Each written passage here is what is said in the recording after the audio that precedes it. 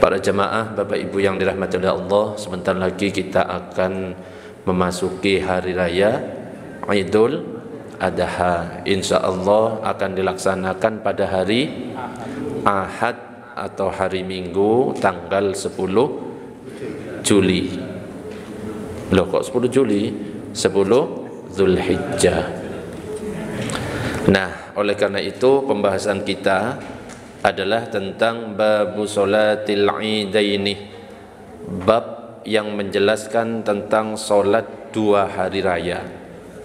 Dan pembahasan ini saya ambil dari kitab Fiqhul Ibadat li Ahlil Bidayah minat talibin wat talibat yang ditulis oleh Sayyid Muhammad Amin bin Idrus bin Abdullah bin Umar bin Syekh Abu Bakar bin Salim Ba'anawi Al-Husaini. Kalau kita berbicara tentang sholat dua hari raya, yang kita ketahui hari raya umat Islam itu ada satu hari raya Idul Fitri, yang kedua hari raya Idul Adha. Kalau hari raya Idul Fitri biasanya tanggal berapa? 1 Syawal.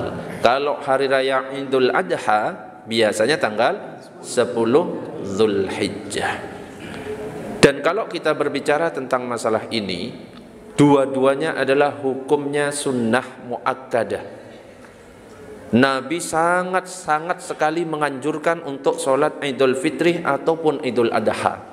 Bahkan orang atau wanita yang sedang haid sekalipun, karena saking dianjurkannya sholat Id, disuruh keluar untuk mengikuti hari raya Idul Adha atau Idul Fitri, bukan untuk sholat, untuk mendengarkan khutbahnya, untuk bergembira bersama dan lain sebagainya. Dan Nabi tidak pernah meninggalkan sholat Idul Fitri dan Idul Adha ini. Dan para ulama itu menjelaskan bahwa hari raya itu terbagi menjadi 4 bagian. Yang pertama adalah hari raya yang terulang setiap 1 tahun sekali karena telah melakukan ibadah puasa di bulan Ramadan yang kita kenal dengan hari raya Idul Fitri. Itu yang pertama. Yang kedua, hari raya yang terulang setiap tahun sekali karena telah melakukan ibadah haji yang kita kenal dengan hari raya Idul Adha. Yang ketiga, hari raya yang terulang setiap seminggu sekali, yaitu dengan melaksanakan sholat Jumat. Jadi itu hari raya sholat Jumat. Dan yang keempat, hari raya di surga ketika kita bisa melihat Allah Subhanahu wa ta'ala. Mudah-mudahan kita nanti bisa berkumpul bersama baginda Nabi Muhammad sallallahu alaihi wasallam dan bisa langsung melihat Allah. Amin ya rabbal alamin. Tentang masalah waktu sholat Id, itu adalah dimulai ketika terbitnya matahari plus 16 menit kurang lebih. Jadi kira-kira setinggi tombak. Kalau misalkan ada jadwal, misalkan ada tulu' atau syuruk, di sini berapa sekarang? Kalau hari ini coba dilihatkan. 5, 4, 1. Tinggal ditambahlah kurang lebih 20 menit, berarti 5 jam 6.00 itu sudah bisa dimulai sholat Id. Mau diolor sedikit boleh, karena waktu sholat Id itu mulai dari terbitnya matahari setinggi tombak sampai waktu duhur. Jadi kalau kita mau sholat Id jam 10 boleh atau tidak? Jam 11 boleh tidak? Jam 9 boleh apa tidak? Jam 1 tidak boleh, sudah habis. Tetapi bukan berarti kita tidak boleh melaksanakan. Kita boleh mengqadha sholat Id kalau memang kita berhalangan. Diqadha kapan waktu sempatnya? Jam 2 misalnya, karena nggak sempat ada di perjalanan, kita qadha. Jadi boleh diqadha seperti sholat-sholat sunnah yang lain. Nah, sekarang tentang bagaimana caranya seperti sholat-sholat biasanya. Kita awali dengan niat. Disunnahkan untuk melafalkan niat pertama kali. Coba kita bersama-sama untuk niat sholat Idul Fitri. Gimana niatnya? Usolli, kok fardol sih? Sunnat kok fardol? Bersama-sama, usolli sunnatan li'idil fitri rak'ataini lillahi ta'ala. Itu disunnahkan sebelum kita takbir melafalkan niat. Kalau Idul Adha bersama-sama, usolli sunnatan li'idil adha rak'ataini lillahi ta'ala. Baru ketika kita takbiratul ihram wajib dilintaskan bersamaan dengan saat kita takbiratul ihram niatnya. Ini yang namanya niat, tempatnya tetap di dalam hati. Saya sholat Idul Fitri, saya sholat Idul Adha 2 rakaat bermakmum karena Allah Ta'ala. Kemudian setelah kita takbir Allahu Akbar yang disertai dengan niat, maka kemudian yang kita lakukan apa? Apa dulu? Memperbaiki niat. Ini enggak pernah. Lah apa sih perbaiki niat? Ngapain? Habis takbiratul ihram Allahu Akbar, apa yang dilakukan? Membaca doa iftitah. Allahu Akbar kabira walhamdulillahi katsira wa subhanallahi bukratan wa asila. Sampai di sini sebenarnya sudah disebut doa iftitah. Sampai selesai la syarika lahu wa bidzalika umirtu wa ana minal muslimin. Itu doa iftitah. Baru kalau kita sudah selesai doa iftitah, kita takbir yang pertama. Takbir di rakaat pertama ada berapa takbir? 7. Sedangkan takbir di rakaat kedua ada berapa takbir? 5. Itu beda dengan takbiratul ihram. Kalau di total plus takbiratul ihramnya jadinya berapa? 8. Kalau di total dengan takbir saat berdiri berarti 6. Ya. Beda saat kita khutbah. Kalau khutbah takbirnya di khutbah pertama itu berapa? Ada yang menyimak? 9. Jadi kalau khutbahnya takbirnya 9 kali. Allahu Akbar, Allahu Akbar, Allahu Akbar, Allahu Akbar, Allahu Akbar, Allahu Akbar, Allahu Akbar, Allahu Akbar, Allahu Akbar, Allahu Akbar kabira. 9. Di rakaat kedua, kok rakaat kedua? Di khutbah kedua berapa? 7. Jadi saya ulangi, kalau takbir saat sholat rakaat pertama berapa? 7. Rakaat kedua berapa? 5. Saat khutbah bagi khotib, khutbah pertama berapa? 9. Khutbah kedua berapa? 7. Jadi kalau belajar kayak gini insya Allah mudah ingat. Tapi kalau misalkan nggak saya bahas pasti bingung. Berapa ya? Kayaknya 7, kayaknya 5, pasti kayak gitu. Di antara takbir pertama ke takbir kedua dianjurkan membaca Subhanallah walhamdulillah wa la ilaha illallah Allahu Akbar. Jadi antara takbir ke takbir Subhanallah walhamdulillah wa la ilaha illallah wallahu akbar. Baru kalau misalkan di rakaat pertama sudah takbir 7 kali, setelah 7 kali takbir baru kita membaca ta'awud terlebih dahulu. A'udzubillahi minasyaitonirrajim, baru surat Al-Fatihah. Setelah surat Al-Fatihah membaca surat pendek. Yang dianjurkan adalah Sabbihisma rabbikal a'la. Jadi dianjurkan di rakaat pertama membaca surat Al-A'la. Ustadz, kalau misalkan surat yang lain boleh apa tidak? Boleh. Ya, cuma anjurannya surat Al-A'la. Kalau di rakaat kedua anjurannya Al-Ghasyiyah. Hal ataka haditsul ghasyiyah wujuhun yawma idzin khashi'ah dan seterusnya. Seandainya membaca surat yang lain boleh. Jadi kita lakukan rakaat pertama selesai, bangkit di rakaat kedua. Ketika bangkit di rakaat kedua, takbirnya berapa kali? 5 kali. Setelah takbir 5 kali, apa yang dilakukan? Jangan lupa ta'awud. Dalam mazhab Syafi'i, ta'awud itu disunnahkan di setiap rakaat. Setiap rakaat, rakaat pertama, rakaat kedua, rakaat ketiga, rakaat keempat itu disunnahkan ta'awud. Baru surat Al-Fatihah, baru hal ataka haditsul ghasyiyah. Ustaz, saya enggak hafal. Boleh membaca surat-surat yang lain. Allahumma shalli ala sayyidina Muhammad.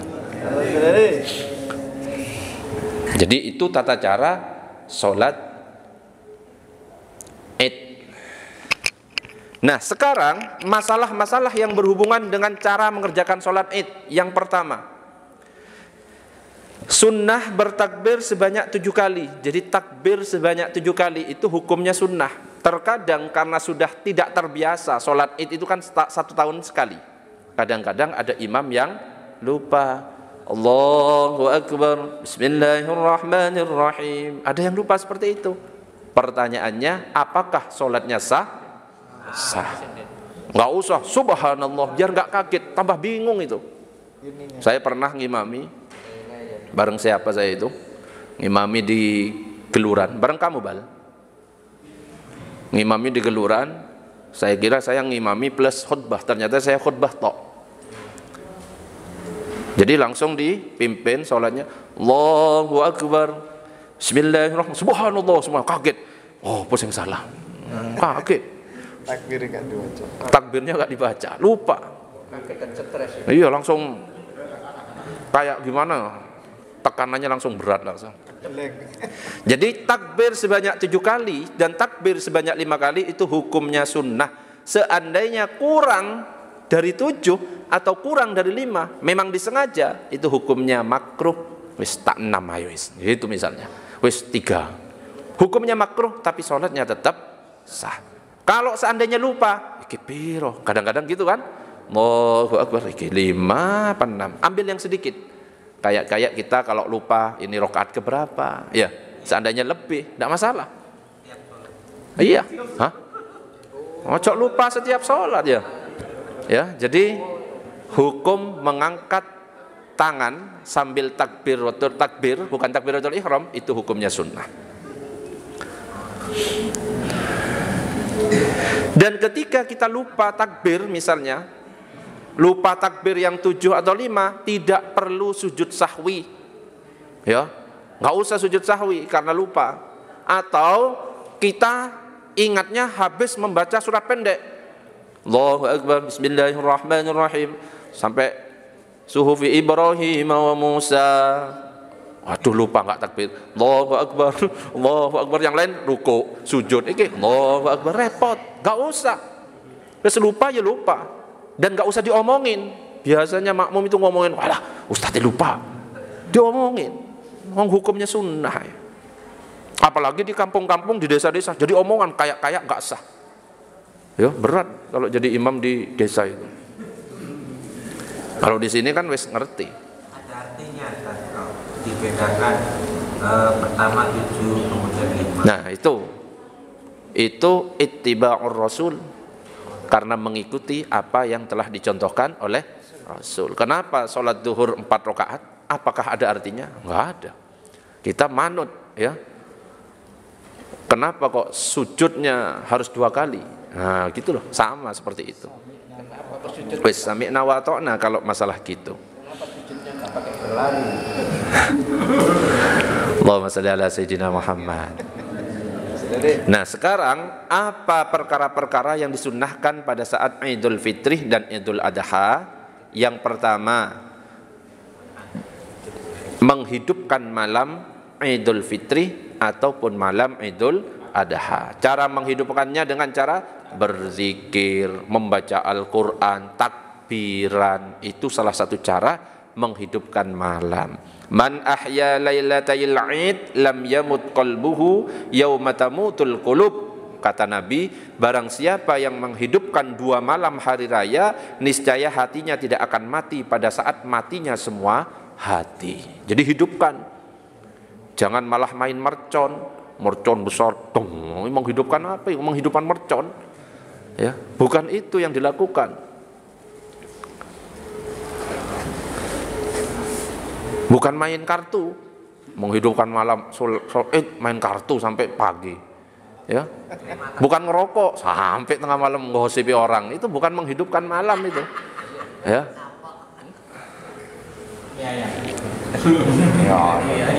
Dan paling sedikitnya untuk mendapatkan sunnah dalam menghidupkan malam Id dan Idul Fitri atau Idul Adha, minimal kita sholat isya berjamaah dan subuh berjamaah. Itu sudah dianggap paling sedikitnya kita menghidupkan malam. Ibarat paling sedikitnya kita mendapatkan malam Lailatul Qadar, minimal kita isya berjamaah dan subuh berjamaah, itu sudah pasti mendapatkan Lailatul Qadar. Paling sedikitnya, itu katanya Imam Syafi'i. Ditambah tarawih, berlipat-lipat itu. Ditambah sholat tahajud, tambah berlipat. Ya, jadi minimal isya berjamaah, subuh berjamaah, itu sudah dikatakan minimal menghidupkan malam Id.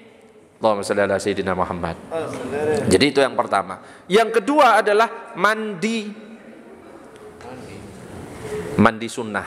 Ya, sebelum kita berangkat dianjurkan mandi sunnah. 5 kali mandi. Apa? Kok bisa 5 kali? Iya, saya mandi sunnah.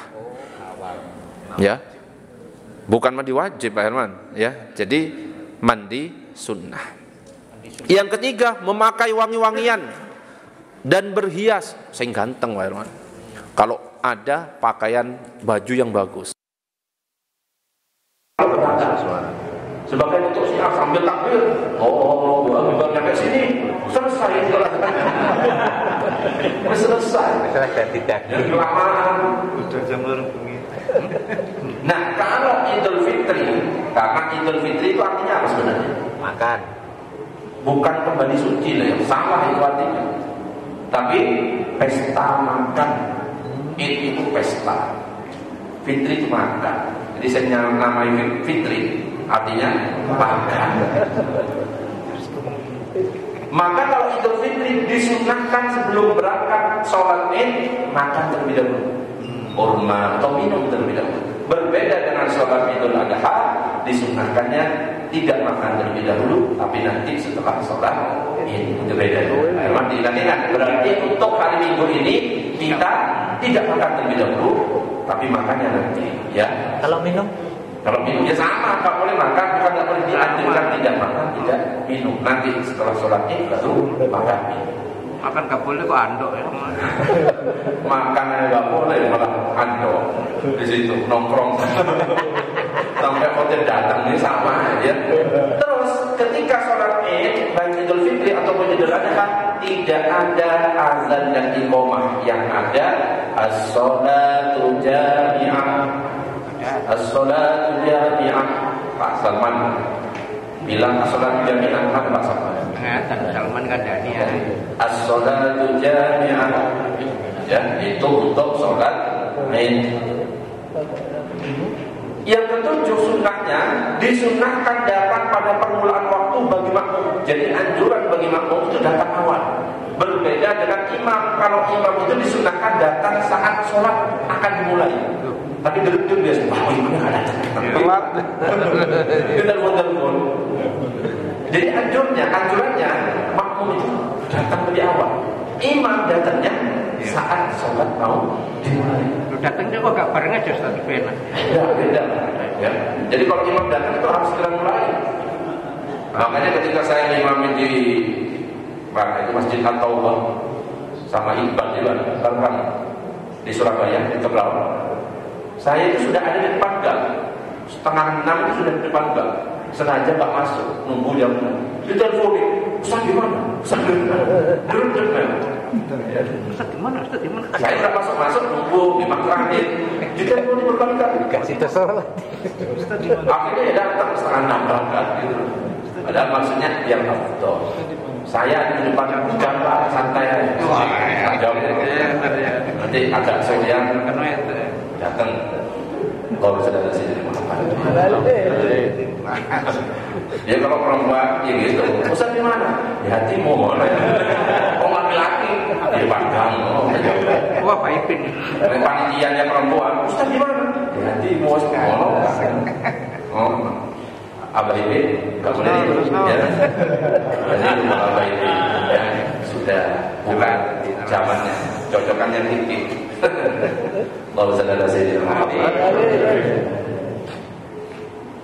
yang kedelapan, mulai mengerjakan sholat Id itu afdalnya 16 menit setelah terbit ya, waktu sholat isyraq itu. Ya sama. Jangan terlalu siang, jam 10 meskipun boleh. Afdalnya di awal. Dan disunnahkan mengucapkan selamat atau tahniah kalau Idul Fitri misalnya minal aidin wal faizin. Ono sing nulis bahasa Latin minal faizin wal faizin. Oh lagi. Sing bener itu aidin wal faizin. Itu tulisannya kalau di Latin berarti. Dan yang terakhir zaid. Aidin wal faizin. Bukan deset. Oh enggak ngerti bahasa Arab.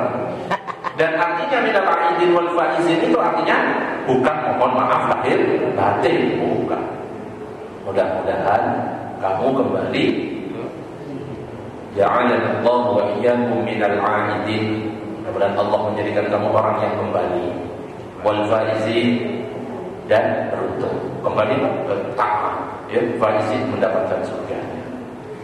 Itu. Atau taqabbalallahu minna wa minkum. Atau itu. Sekarang Ustaz dibilang bid'ah, akhirnya minal aidin wal faizinnya tidak pernah dipakai. Padahal itu kebiasaan tradisi bangsa Indonesia. Kalau bisa jangan dihilangkan, tetap lengkap. Taqabbalallahu minna wa minkum wa ja'alna Allah wa iyyakum minal aidin wal faizin. Coba ulangi bersama-sama 1 2 3.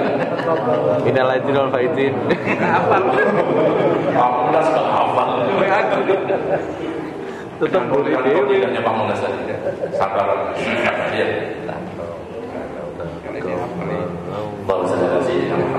Dan yang kedelapan sunnahnya adalah takbir. Kalau Idul Fitri, takbirannya itu mulai dari maghrib, azan maghrib, nanti sholat maghrib, takbiran sampai khutbah, sampai imam sholat, khotib sholat. Sudah selesai Idul Fitri, kok zuhur takbiran, masa takbiran, sholat apa? Ya, kalau Idul Fitri cukup sampai situ toh. Saya tidak ada takbiran setelah selesai sholat. Ya, ono kayak gitu. Dibuat pujian, rasa pujian takbiran. Oh, ya, gak ngaji dong. Beda kalau Idul Adha. Kalau Idul Adha takbir hari tasyrik takbir 11, 12, 13 sampai waktu asar itu. Maghribnya sudah selesai. Setiap selesai sholat, Assalamualaikum warahmatullahi wabarakatuh. Kalau Idul Adha takbir Allahu Akbar, Allahu Akbar, ikut semuanya. Kalau Idul Fitri, tidak usah, tidak ada kayak gitu. Cukup mulai dari maghrib itu sampai khutbah selesai, ya, sholat Id selesai. Itu. Allahumma shalli ala sayyidina Muhammad. Untuk lafaz takbir sudah hafal semuanya. Monggo bersama-sama. Allahu Akbar, Allahu Akbar, Allahu Akbar.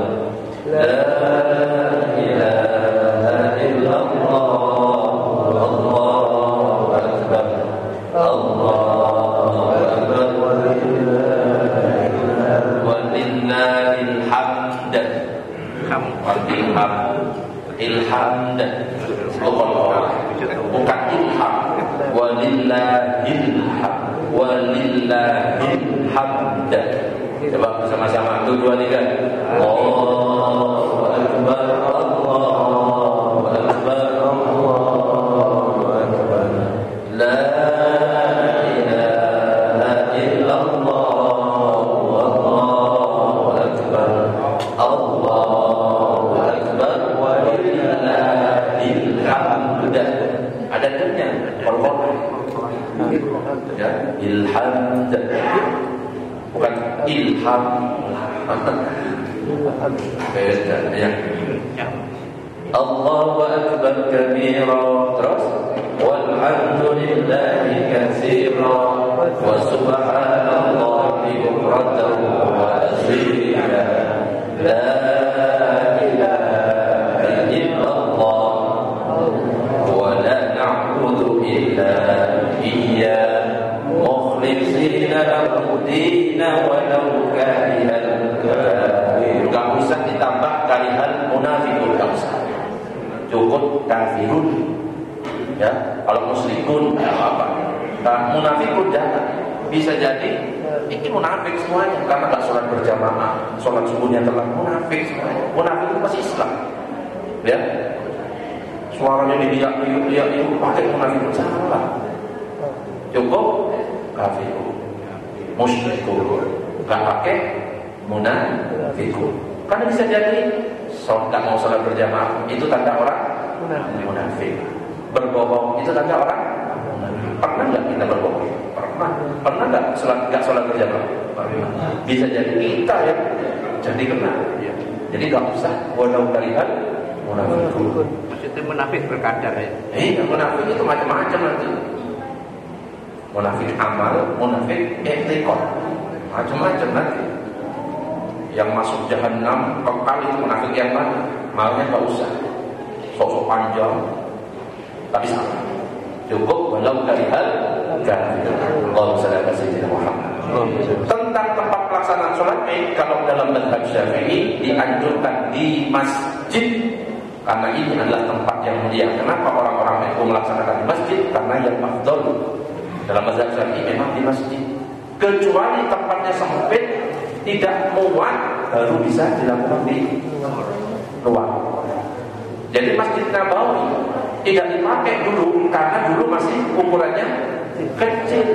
Makanya Nabi akhirnya sholatnya di lapangan. Berbeda dengan sekarang Masjidil Haram, Masjid Nabawi besar, muat semua jamaah di luar. Makanya gak sholat di lapangan sekarang, sholatnya di masjid. Dan kalaupun kita sholat di lapangan, itu lapangannya khusus, lapangan khusus yang dibuka cuma satu tahun sekali. Orang haid gak boleh masuk, dijaga kesuciannya. Bukan lapangan buat main volley, jalan. Bukan kayak gitu lapangan yang dimaksud. Lapangan khusus. Ya, itu baru dibuka. Kalau di tempat-tempat yang lain itu ada lapangan khusus untuk sholat Id, baru dibuka saat sholat Id dan saat sholat Idul Fitri dan Idul Adha, 2 kali setahun. Orang haid gak boleh masuk. Itu tempat khusus yang disebut mushola ya, kayak gitu. Lapangan yang seperti itu, yang dijaga kesuciannya. Kalau saya kasih tahu, ada pertanyaan?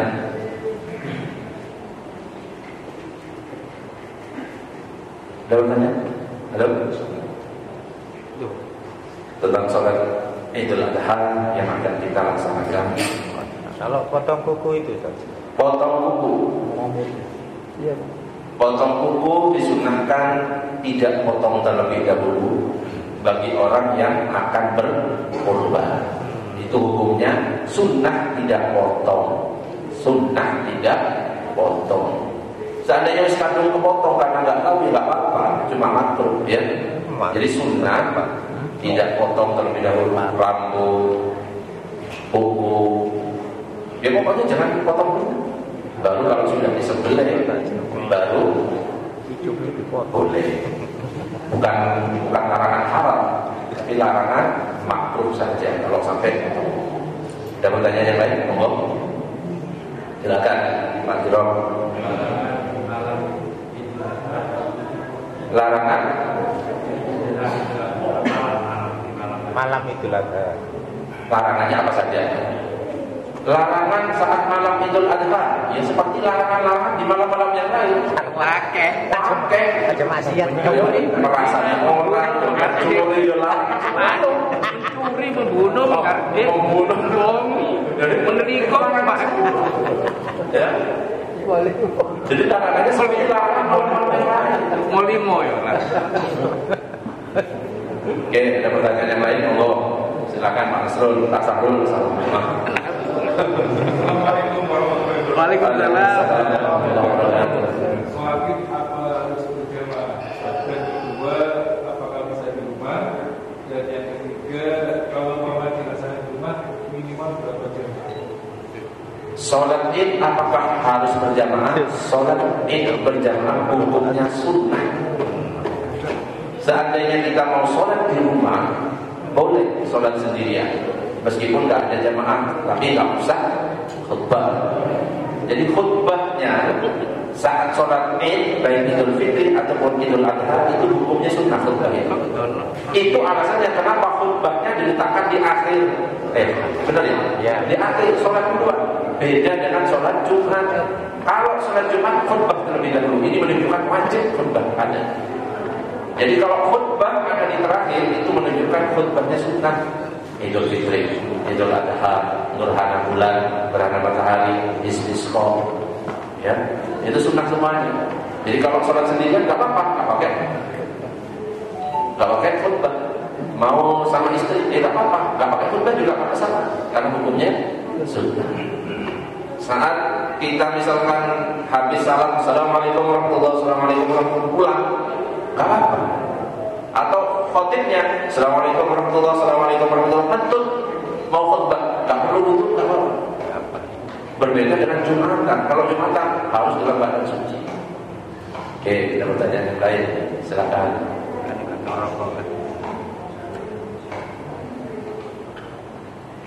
Halo, baik, tidak ada. Saya tanya Ustaz ya. Kalau hukum itu kan ada sunnah muakkad. Kalau makruh muakkad kok tidak ada? Maksudnya makruh yang dikuatkan, makruh yang level tinggi kok tidak ada? Ada makruh level tinggi, tapi bukan makruh muakkad. Namanya? Makruh itu ada dua, makruh tanzih, makruh tahrim. Itu mendekati haram dosa. Levelnya. Nah, levelnya seperti itu. Jadi kayak sampel itu levelnya ada yang 4, 5 ya. Jadi kalau makruh tanzih kayak merokok. Itu makruh tanzih. Jadi dilakukan ya makruh, dia tidak disukai, ditinggal berpahala. Itu makruh tanzih. Kalau makruh tahrim contohnya adalah sholat laki-laki berduaan dengan perempuan yang bukan mahram. Temannya misalnya Pak Suladi dengan bareng Pak Salman, tak apa-apa ya. Tapi bareng perempuan yang bukan mahram, bukan dapat pahala 27 derajat, tapi dapat dosa. Itu makruh tahrim. Ya, ada pertanyaan yang lain? Dua-duanya dosa ya. Nah, dosa. Kalau sama apa teman kantor gimana? Sama. Kantor tetangga, kalau cuma berduaan, Pak Dian sama si dia, dosa. Nah, kalau jamaahnya lebih dari satu, Kakak sendiri tapi di masjid ini ada wanita sendiri. itu kan berdua-duaan namanya. Wah iya. Tetap bisa menimbulkan fitnah. Siapa? Bahaya. Malah bisa menimbulkan fitnah banyak. Alasannya jamaah boleh. Ya. Itu malah modus. Jadi lebih baik sendirian. Kalau misalkan cuma berdua, kecuali perempuannya banyak. Ayo jemaah semuanya, perempuannya ada 5, imamnya 1. Gak apa-apa. Oh, order, masih order. Mau nggak jadi imam aja? Harus paham laki-laki. Motornya nggak masih buaya. Laki-laki buaya harus paham omongan kayak gitu. Ada lagi pertanyaan? Ya, Ustaz Barokah. Mulai kapan untuk bisa ditenangkan? Dari awal Dzulhijjah 10 hari. Ya, dari awal bulan sampai dipotong kalau bisa. Terus lupa Ustaz kepanjangan dia potong. Kan hukumnya cuma makruh, itu sunnah ya. Jadi tahan dulu. Dimulai dari awal Dzulhijjah, jangan dipotong terlebih dahulu sampai memotong kurban. Oke. Oke. Imamnya laki-laki, makmumnya perempuan, jaraknya seberapa? Nah, Kau nggak boleh kok. Kalau makmumnya perempuan, Nah, itu ada 10. Oh, banyak. Jaraknya seberapa? Ya sama, langsung di belakangnya. Ini kalau misalkan istri berdua sama istri kan mahram, ya, nggak apa-apa. Ini laki-laki suami pas di belakang. Jadi bukan di kanannya. Kalau laki-laki di kanannya agak mundur belakang. Tapi kalau perempuan di belakang pas. Kalau anak bisa. Kalau anak sama, kalau perempuan di belakangnya, kalau laki-laki di sampingnya agak belakang. kalau mbak berarti sama. Mbahnya sama. Kalau di film-film terus ada agak selatan sih, salah itu. Jadi kalau ibu-ibu perempuan itu lurus, ya. Kalau laki-laki di sebelah kanan agak mundur sedikit. Kalau karena tempat ya nggak apa-apa, nggak masalah. Ya, akhirnya ada di sampingnya karena tempat, yang penting mahramnya nggak masalah. Oke, ada pertanyaan yang lain? Monggo. Ya, Pak Arif.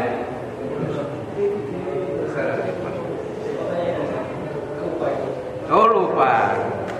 misalkan itu ada suatu pengambil zakat itu mencampur beras dulu. Mengambil zakat. Maksudnya biar zakatnya itu biar adil katanya. Jadi beras itu dicampur. Dicampur zakat fitrah ya. Kalau misalkan amil syar'i, terus pemberi zakat itu sudah menyerahkan amil syar'i, kan sudah tertunai zakat. Paham maksudnya? Kalau amil syar'i boleh mencampur. Tapi kalau statusnya panitia yang bukan amil syar'i, seseorang ngasih ke panitia, beda amil syar'i dengan panitia zakat. Kalau amil syar'i berhak mendapatkan zakat, kalau panitia zakat tidak boleh ambil zakat. Nah, panitia zakat itu ketika orang menyerahkan ke dia belum tertunai zakatnya. Paham di sini? Kalau dia mencampur kemudian membagikan, ada yang kembali kepada orang itu yang memberi, maka zakat fitrahnya menjadi tidak sah. Karena orang miskin pun bukan berarti dia hanya berhak menerima zakat, dia tetap bisa jadi ada kewajiban mengeluarkan zakat. Kalau di hari raya dan di malam hari rayanya dia mampu mencukupi kebutuhannya, tetap dia meskipun dia berhak mengeluarkan zakat. Ya, fakir miskin belum tentu dia cuma terima, bisa jadi ada kewajiban mengeluarkan zakat. Jadi yang nggak boleh mencampur panitia. Kalau amil syar'i boleh. Ada pertanyaan yang lain? Ya, itu dulu giliran. Monggo. Untuk tidak diterangkan menurut tadi, itu berlaku secara umum atau bagi yang berkorban saja. Kalau misalkan Pak Munas tidak berkorban, potong sak jari-jari nggak apa-apa.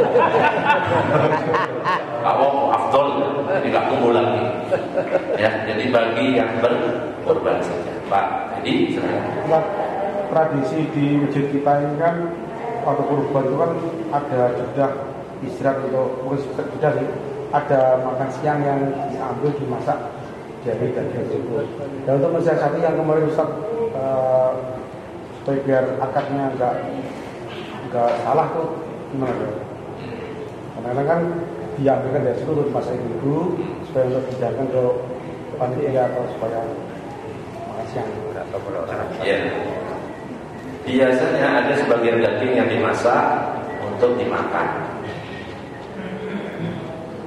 Ada aturan korban diwajibkan dibagi dalam keadaan mentah.